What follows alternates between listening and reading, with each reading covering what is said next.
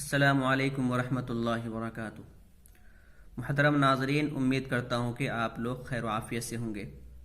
आज की इस वीडियो में हम लोगों का सबक अम्मा पारा का सूरतुल अस्र मक्किया, इसमें 3 आयतें 1 रुकू हैं। चलिए सबक शुरू करते हैं।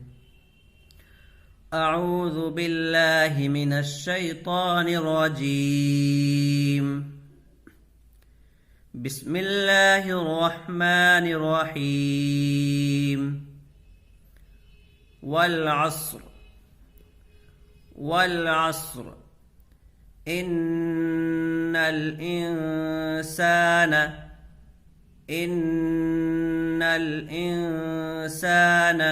लफी खुस्र। इन्नल इंसान लफी खुस्र इल्लल्लज़ीन आमनू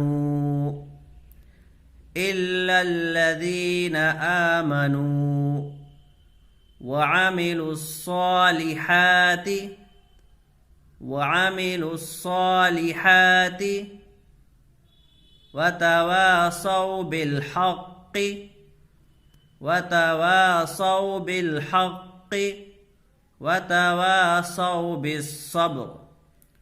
वतवासौ बिस्सब्र। इल्लल्लज़ीन आमनू वअमिलुस्सालिहाति वतवासौ बिल्हक़्क़ि वतवासौ बिस्सब्र।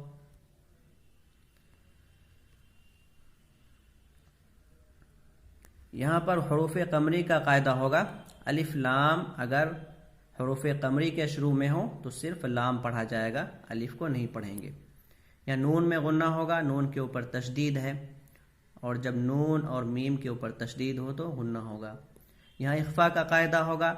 नून साकिन के बाद हुरूफ़ इख्फ़ा में से सीन आ रहा है तो नून की आवाज़ को नाक में छुपा कर पढ़ेंगे।